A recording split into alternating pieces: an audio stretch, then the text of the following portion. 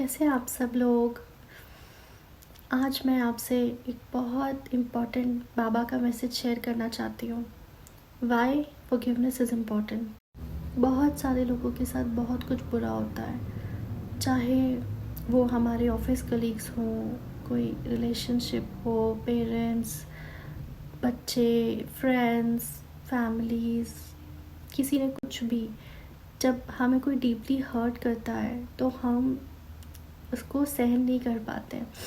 Hurt तो छोड़ो, कभी कभी कुछ ऐसा होता है जो हमारे ट्रॉमास बन जाते हैं, जिसको हम भुला भी नहीं सकते, चाह कर भी नहीं भुला सकते। अगर हमको ऐसा लगता है कि नहीं, हम उसको भूल चुके हैं, जो हमारे साथ हुआ था, वो हमको सिर्फ लगता है कि हम उसको भूल गए हैं। एक्चुअली में हमारी सोल के अंदर वो एक ब्लॉकेज बन जाती है, जिसको हम चाह कर भी नहीं भूल सकते। Deeply hurt, deep traumas, deep pens.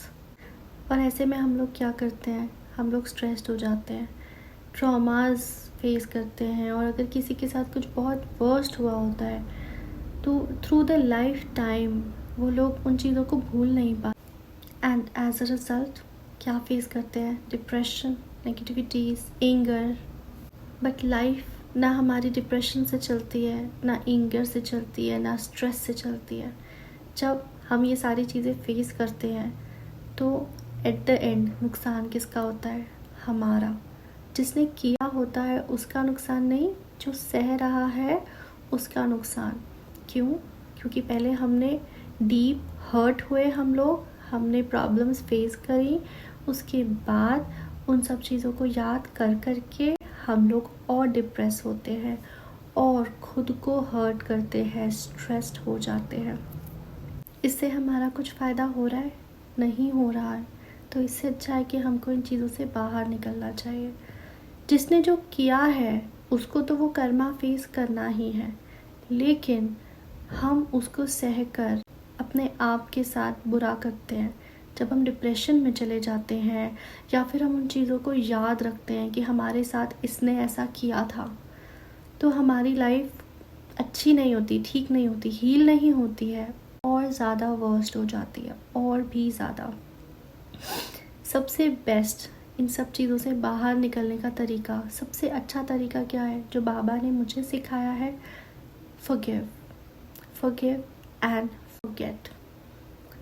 Forgive करने का ये मतलब नहीं होता है कि हमने खुद को टेकन फॉर ग्रांटेड ले लिया कि कोई भी हमारे साथ कुछ भी कर सकता है। फॉरगिव करने का क्लियर मतलब ये होता है कि हम खुद के लिए बहुत इम्पोर्टेंट है, हमारी लाइफ का पीस बहुत इम्पॉर्टेंट है। तो इसलिए अगर किसी ने कुछ भी आपके साथ पास्ट में कुछ ऐसा किया है या फिर प्रेजेंट में कोई कर रहा है जो आपको इतना हर्ट हुआ है कि आपकी पूरी लाइफ चेंज हो गई है, तो आप अपनी लाइफ को वापस चेंज कर सकते हो, सिर्फ उस पर्सन को completely with your heart and soul forgive करके। फॉरगिवनेस आप सोच भी नहीं सकते कि हमारे लिए कितनी इम्पॉर्टेंट होती है, हमारी सोल जर्नी के लिए वो कितनी इम्पॉर्टेंट होती है। अगर हम ग्रजेस होल्ड करके रखते हैं ना, तो हमारी सोल के अंदर इतनी ब्लॉकेजेस हो जाती हैं, इतनी ब्लॉकेजेस हो जाती हैं कि उसके बाद वो किस चीज़ में कन्वर्ट होती हैं? डिजीज़ेस में, ट्रॉमास में। और वो ट्रॉमास हमारे कहाँ तक जाते हैं? इस लाइफ के बाद दूसरी लाइफ, उसके बाद जितनी भी लाइफ है हमारी, जितने भी बर्थ होंगे हमारे, उन सब सोल में ब्लॉकेजेस होंगी और हमको कितनी सारी चीज़ें सफ़र करनी पड़ेंगी जस्ट बिकॉज कि हमने किसी का ग्रज होल्ड करके रखा हुआ है। हम इतना सब कुछ हमको फेस करने मिलेगा, और वो किसको फेस करना है? हमें फेस करना है। तो जब हमारे पास इतना ब्यूटीफुल, इतना आसान तरीका है कि हम इन सब चीज़ों से बच सकते हैं, हमारी जो प्रेजेंट बर्थ है, हमारी जो प्रेजेंट लाइफ है, उसको हम ठीक कर सकते हैं, हील कर सकते हैं। हमारे आगे के कितने जन्म होने हैं जिसके अंदर कोई इशू नहीं आएगा, कुछ डिजीज़ेस, कोई ट्रॉमा आप आगे नहीं लेकर जाओगे सिर्फ फॉरगिव करने से। आप सोचो ये कितना बड़ा हीलिंग पावर है आपके पास। अब आप ये सोच रहे होंगे कि हम कैसे करते हैं, ये पॉसिबल ही नहीं है। किस तरीके से हमारे साथ ये हुआ है, वो हुआ है, किसी ने ऐसा किया है, मेरी पूरी लाइफ, पूरी इतने टाइम तक किसी ने मेरे साथ इस तरीके से किया है, हम कैसे भूल जाएं उन सब चीज़ों को। तो मैं ना आपको एक एग्ज़ाम्पल देकर बताती हूँ। देखिए, आप भी जानते हैं कि जैसे फॉर एग्ज़ाम्पल किसी का न्यूबॉर्न बेबी का बर्थ हुआ, ओके, एंड वो बेबी गॉड फॉरबिड किसी के साथ ऐसा ना हो, बट वो बहुत सारी डिजीज़ के साथ उसका बर्थ हुआ, उसको ब्रेन में कोई इशू है या XYZ कुछ भी ऐसा हेल्थ इशू आ गया जो बाय बर्थ है, जिसको डॉक्टर भी बोलते हैं कि बाय बर्थ वाली चीज़ों को हील होना बहुत मुश्किल और कभी कभी इम्पॉसिबल होता है। कोई ऑटिस्टिक बेबी है, किसी को कुछ है, किसी को कुछ भी। तो ये क्यों है, कहाँ से आया है? ये हमारे पास्ट बर्थ से आया है। और इसके क्या कारण हो सकते हैं? हमारे कर्मास ऑफ कोर्स हो सकते हैं। हमने ऐसे क्या कर्म करे हैं पास्ट लाइफ में जो हमें नेक्स्ट लाइफ मिली एंड इतनी सारी हेल्थ इश्यूज़ के साथ मिली। लेकिन साथ ही साथ में अगर हम ग्रजेस को होल्ड करके रखते हैं, अगर हमने किसी को माफ़ नहीं किया है, तो भी हमें कमिंग बर्थ में ये सब चीज़ें फेस करने को मिल सकती हैं। तो क्यों करनी है हमको ये सब चीज़ें फेस? नहीं करना है। इनफैक्ट नेक्स्ट बर्थ में तो हमें कुछ याद भी नहीं रहता है। कम से कम प्रेजेंट बर्थ में हमें सब याद तो है कि किसने हमारे साथ गलत किया है, क्या चल रहा है हमारे प्रेजेंट बर्थ में। तो उसको यहीं के यहीं फिनिश करो फॉरगिव करके, completely with your heart, with your soul. उसको पूरी तरह से फिनिश करो, ऋणानु बंधन को ख़त्म करो। अदरवाइज अगर आपके साथ किसी ने कुछ भी ऐसा किया है जिसको आप नहीं भूल पा रहे हो, उसको फॉरगिव नहीं कर पा रहे हो, तो नेक्स्ट बर्थ में वो पर्सन आपको फिर से मिलेगा। आपका रिलेशनशिप यूं ही चलता रहेगा, चाहे वो पेरेंट्स का है, बच्चों का है, गर्लफ्रेंड बॉयफ्रेंड है, ऑफिस कलीग है या कोई भी अदर रिलेटिव्स हैं। अगर हम वो ग्रजेस को होल्ड करके रखेंगे, हमेशा याद रखेंगे कि उसने हमारे साथ ऐसा किया है, तो नेक्स्ट बर्थ में आपको फिर से वो लोग मिलेंगे, फिर से अगेन। और तब तक मिलेंगे जब तक आप उनके साथ ऋणानु बंधन को ख़त्म नहीं कर लेते, उनको माफ़ करके, उनसे माफ़ी मांग के। और ऐसा नहीं है कि आपको उनके सामने जाकर बोलना है कि please I am sorry, forgive me, या फिर आई एम फॉरगिविंग यू। ऐसा नहीं है। इट्स लाइक मन ही मन। रोज़ रात को सोने से पहले आप ये फॉरगिवनेस प्रेयर कीजिए कि जिन जिन के साथ भी मेरा रिश्ता है, मेरी सोल जर्नी में, ठीक है, उन सबको मैंने माफ़ किया एंड उन सब से मैंने माफ़ी मांग ली। डेली ये प्रेयर अगर आप रात को सोने से पहले या सुबह उठते से ही या दिन में किसी भी टाइम अगर आप ये रूटीन बनाएं, या फिर इमीडिएटली आपके साथ कुछ भी हुआ है आप उसको इमीडिएटली फॉरगिव करके आगे बढ़ें, तो देखिए कोई ऋणानुबंधन नहीं बनेगा और किसी से भी आपको दोबारा मिलना नहीं पड़ेगा। Yes, it's true. मेरे साथ अगर ऐसा कोई करता है या मुझे कुछ चीज़ अच्छी नहीं लगती है, किसी की कोई बात या कुछ बड़ी चीज़ हो या छोटी सी चीज़ हो, तो मैं हमेशा क्या करती हूँ, मन ही मन इमीडिएटली उस पर्सन को फॉरगिव करती हूँ कि I am forgiving you with my heart and soul. भाई, नेक्स्ट जन्म में मुझे तुमसे नहीं मिलना है, मुझे दोबारा ये सब चीज़ें नहीं फेस करनी है, तो प्लीज़ यहीं पे फिनिश कर रही हूँ मैं। तो it is very beautiful, it is very very beautiful. तो अगर आपको भी ये जन्म टू जन्म रिश्तों को फिनिश करना है, दोबारा उस पर्सन से नहीं मिलना है जिसने आपको हर्ट किया या जो भी हुआ है, तो ये सबसे अच्छा तरीका है, सबसे अच्छा तरीका है। मैं जानती हूँ कभी कभी किसी किसी सिचुएशन में फॉरगिवनेस आसान नहीं होती है, पर ये इम्पॉसिबल नहीं है। अगर आप ये सोचेंगे कि ये आपके बेनिफिट के लिए है, इससे आपको पीस मिलेगा, आपकी लाइफ चेंज होगी, आपकी सोल जर्नी चेंज होगी। अगर आपको सच में पॉजिटिव चेंजेस चाहिए, कुछ चाहिए, तो ये करना है, ये करना बहुत ज़रूरी है। फॉरगिवनेस हमारी लाइफ में हमें इतना इमेंस पीस देती है, हमारे वो सारे रास्ते खुल जाते हैं जो हमने कभी सोचे भी नहीं होते। हमारी सोल जर्नी, हमारी स्पिरिचुअल जर्नी बहुत अमेजिंग हो जाती है। अचानक हमारे सारे ऐसे काम बनने लगते हैं जो हमने सोचे भी नहीं होते कि अच्छा ये भी हो सकता है, अरे ये कैसे हो गया, ये काम कैसे हो गया हमारा। इस तरीके से हमारी लाइफ के सारे सारे रास्ते खुल जाते हैं, हमारा पाथ बहुत क्लियर, बहुत इजी, बहुत अमेजिंग हो जाता है। चलो मैं आपके साथ एक और बहुत अमेजिंग अपना एक एक्सपीरियंस शेयर करती हूँ। मैं किसी को लंबे समय से हीलिंग सेंड कर रही थी, एक पर्टिकुलर पर्सन को मैं हीलिंग्स कर रही थी एंड उसको बहुत सिवियर बैक पेन और बहुत ईयर्स से डॉक्टर्स के साथ चेकअप किया। डॉक्टर ने बोला कि यू आर एब्सोल्युटली हेल्दी, कोई प्रॉब्लम नहीं है, बैक स्पाइन कुछ भी इशू नहीं है। बट स्टिल वो पर्सन ज़्यादा लंबे समय तक बैठ नहीं सकता है, लेट नहीं सकता है, रात को सोते वक्त भी करवट बदलना है नॉल, तो वो पेन 99% रहता ही रहता था हमेशा, बहुत टाइम से। तो I was sending healings to that person and जब कुछ समझ में नहीं आया, जब कोई रिकवरी नहीं हो रही थी कहीं से भी, तो मैंने बाबा से गाइडेंस मांगी, उनसे साइन मांगा कि बाबा मैं क्या करूं, what is the next step now. उन्हें कुछ भी हीलिंग नहीं हो रही है, कुछ रिकवरी नहीं हो रही है, तो प्लीज़ यू सजेस्ट मी। तो अचानक मुझे इंट्यूशंस आती हैं कि मुझे उनकी सबकॉन्शियस माइंड की हीलिंग करनी चाहिए। लाइक मुझे उनके माइंड के साथ, सबकॉन्शियस माइंड के साथ कनेक्ट करके साइकिक हीलिंग करनी चाहिए। पता लगाना चाहिए कि एग्जैक्टली क्या है, रूट कॉज क्या है इस प्रॉब्लम का। तो मैंने उनके सबकॉन्शियस माइंड के साथ कनेक्ट होकर साइकिक हीलिंग स्टार्ट कर दी एंड उसके बाद जब मैं उनसे कनेक्ट हो गई, हम लोग बात भी कर रहे थे साथ साथ एंड मैं उन्हें हीलिंग्स कंटिन्यू सेंड कर रही थी। उसके बाद मैं उनसे चीज़ें पूछ रही थी कि अभी आपको कैसा लग रहा है, अभी आपको फील कैसा हो रहा है। तब उन्होंने बोला कि एज इट इज़, जैसा पेन मुझे था, मुझे कोई रिलीफ नहीं मिल रहा है।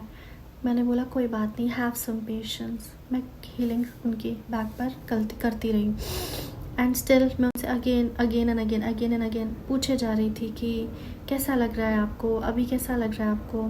तो शी वॉज लाइक मुझे अभी भी दर्द है, दर्द में कोई सुधार नहीं आ रहा है।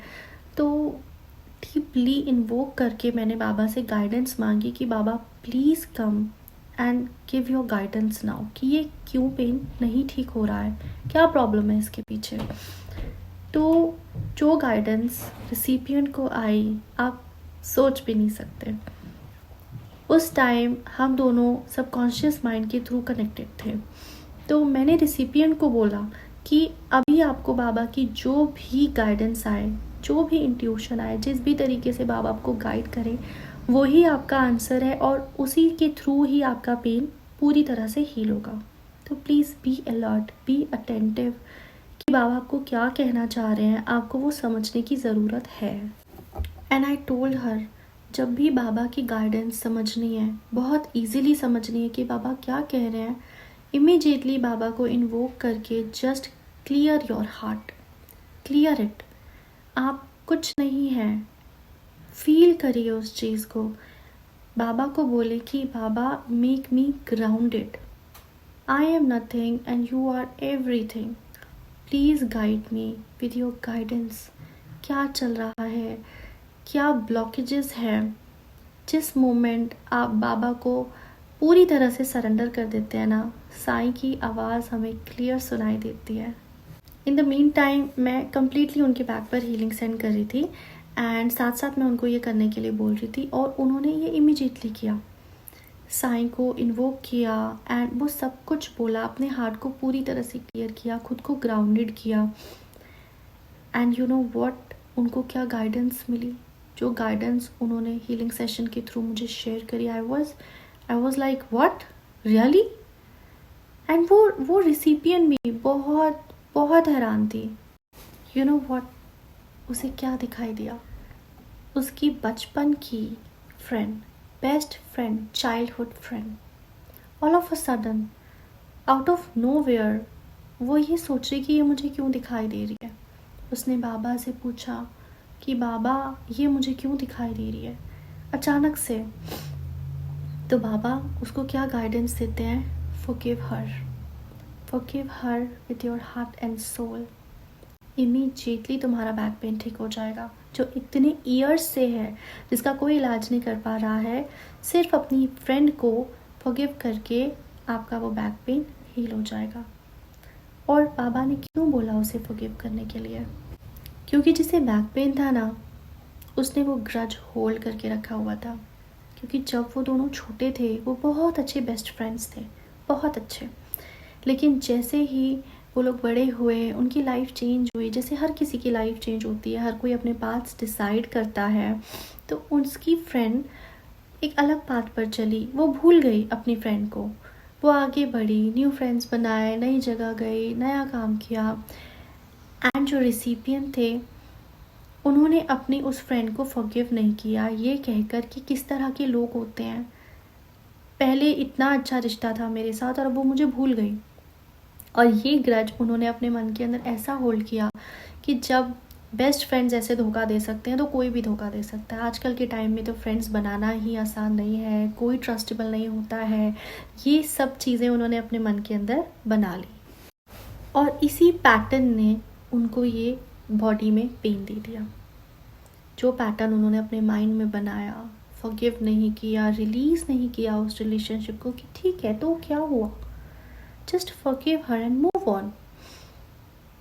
तो अब आप ये देखिए, आजकल के टाइम में इतना कोई अनकंडीशनल लव कर सकता है जो उस रिसिपिएंट ने अपनी बेस्ट फ्रेंड को किया। वो एक अनकंडीशनल लव ही था कि वो तो आगे बढ़ गई लेकिन ये आगे नहीं बढ़ पाई। इसे हमेशा से याद था कि मेरी एक चाइल्डहुड फ्रेंड ने मुझे डिच किया, अचानक से रिलेशन तोड़ दिया, बीच में ब्रेक कर दिया, बात करनी बंद कर दी। अब आप ये सोचिए कि कितनी छोटी सी बात थी, कितनी छोटी सी, कि दो चाइल्डहुड फ्रेंड्स दोनों बड़े हुए, एक ने डिच कर दिया, आगे बढ़ गई, सारे कॉन्टैक्ट्स ख़त्म कर दिए होंगे, एंड दूसरी फ्रेंड को वो बहुत हर्ट करी वो चीज़, उसने उसे फॉरगिव नहीं किया। उसके दिल में आज तक, इतने सालों तक भी उसको ये याद था कि मेरी एक फ्रेंड ने मेरे साथ ऐसा किया, तो उनको लोगों पर विश्वास ही ख़त्म हो गया कि सब लोग ऐसे ही होते हैं। तो इसलिए उन्होंने कभी किसी से इतनी डीप फ्रेंडशिप नहीं करी। इतनी सी बात पर उनको एक ऐसा इशू हुआ जो उनको इतने ईयर्स तक चलता रहा। उनकी बॉडी में उनको बैक पेन हुआ, एंड जिस मोमेंट उनको बाबा की गाइडेंस मिली कि जस्ट फॉरगिव हर, रिलीज़ करो उसे भी और ख़ुद को भी, और उसने उसी समय फॉरगिवनेस प्रैक्टिस करी। एंड जब मैं इन द मीन टाइम उनको हीलिंग्स सेंड कर रही थी, ये सारी चीज़ें जो भी हुई हीलिंग्स के टाइम ही हुई। तो जब उसके बाद मैंने उनको बोला कि please forgive her, immediately forgive her and now tell me कि आपको कैसा लग रहा है, तो उसके बाद उनका जो आंसर था, शी वॉज लाइक, मुझे ऐसा लग ही नहीं रहा है कि मुझे कभी पेन था। उसके बाद उन्होंने मुझे अपना हाथ हटाने के लिए बोला। जब मैं उनको हीलिंग्स कर रही थी, उन्होंने बोला कि प्लीज़ आप अपना हाथ हटाइए। जब मैंने सारी एनर्जी सील करी उनके हाथ चक्रा पर, मैंने अपना हाथ हटाया, उनको बिलीव नहीं हो रहा था कि मेरा पेन कहाँ गया। मैंने कहा आपको माइनर पेन भी नहीं हो रहा? उन्होंने बोला कि जस्ट 1 और 2%, जैसे कि होता है इतने सालों से दर्द है तो जस्ट उनको वो एक फील था, उनको ट्रस्ट नहीं हुआ। वो खड़ी हो गई, वॉक करने लगी, अपनी बॉडी को स्ट्रेच करने लगी, लेट गई एंड जंप, एंड जितनी पॉसिबिलिटीज़ जो भी उनको लगा कि मैं कर सकती हूँ वो सारी चीज़ें कर रही थी। इसीलिए क्योंकि वो ये चेक करना चाह रही थी कि क्या मेरा दर्द सच में नहीं है, शायद तेज़ वॉक करके आएगा, शायद अभी मैं अचानक से बैठूंगी या मैं झुकूंगी तो आएगा। बट उनको किसी भी तरीके से पेन नहीं फील हुआ, बिल्कुल भी नहीं हुआ। इनफैक्ट हम काफ़ी दिनों तक टच में रहे, 2-3 डेज कंटिन्यूसली कि आपको पेन आया? उन्होंने बोला नहीं। And she was forgiving her daily, वो डेली ये प्रैक्टिस कर रही थी कि I am forgiving her with my heart and soul, and I am forgiving that relationship also, I am releasing that relationship. तो अब आप ये सोचिए कि इतनी छोटी सी बात थी और उन्होंने अपनी बॉडी में एक पेन ले लिया। Okay, on the other hand जिनके साथ बहुत बड़े बड़े ट्रॉमास होते हैं, कुछ ऐसा होता है जो उनकी लाइफ को इम्पैक्ट कर देता है पूरी तरह से। अगर हम उनको फॉरगिव नहीं करेंगे तो हमको कितना सिवियरली फेस करने मिलेगा। बैक पेन भले ही बहुत सालों से था, बट बैक पेन कोई इतना सीरियस नहीं है जिसके लिए हमको इतनी परेशानी उठानी पड़े। ओके, कोई ऐसी सीरियस हेल्थ इशू नहीं है, व्हाट आई मीन। बट अगर कोई बड़ी बड़ी चीज़ें, बड़े बड़े ग्रजेस अगर हम होल्ड करके बैठेंगे तो हमको फेस भी कुछ बहुत मेजर करना पड़ेगा। तो अगर आप चाहते हैं कि आपकी हेल्थ अच्छी रहे, आपकी फ़िज़िकल बॉडी एकदम हेल्दी रहे इस बर्थ में भी और आगे के नेक्स्ट बर्थ्स में भी, आप हेल्दी जन्म लें, हर चीज़ एकदम अच्छी हो, आपकी स्पिरिचुअल अवेकनिंग हो, लाइफ में पीस हो। जब तक पीस नहीं होगा स्पिरिचुअल अवेकन कैसे होगे? हर चीज़ वो कैसे पाओगे? जो ड्रीम्स हैं वो फुलफ़िल कैसे होंगे? ग्रजेस होल्ड करके, फॉरगिव ना करके नहीं होंगे। तो सब अच्छा है, लाइफ इज़ वेरी ब्यूटिफुल। इन अफर्मेशंस को प्रैक्टिस कीजिए। I am forgiving every relationship of my life. Forgiveness can be a really game changer. So change your life from negativity to positivity. सबको माफ़ करिए एंड हर चीज़ अपनी लाइफ में, वो चीज़ें जो आपको नहीं मिल रही हैं, जो आपको लग रहा है कि नहीं हो सकता है, वो सब कुछ होगा। अपनी लाइफ को बहुत ब्यूटिफुली चेंज होता हुआ देखिए। God bless you. Om Sai Ram.